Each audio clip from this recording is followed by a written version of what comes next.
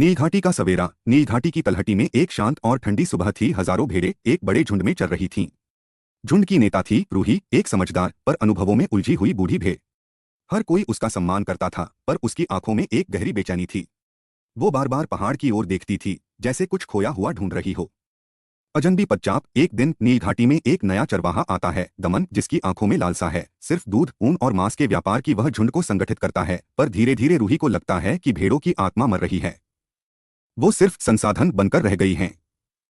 दमन के इशारे पर झुंड अब डर से चलता है, अपंत्व से नहीं। काली रात का फैसला। एक रात जब चांद बादलों में खो गया था, झुंड के दो युवा माटी और शोल गायब हो जाते हैं। अफवाह उड़ती है कि उन्हें बेच दिया गया। रूही चुप नहीं बैठती, वो कुछ पुरानी बातों को याद करती है। एक पुराना रास्ता, जिसे उसके दादा कहते थे धूप का दर्रा, जहां भेड़ों का जीवन स्वच्छंद होता था, इंसानों से मुक्त। पलायन। रूही अपने जैसे सोचने वाली 27 भेड़ों को लेकर नीलघाटी से भाग निकलती है। रास्ता कठिन है, जंगल, नदियां, शिकारी।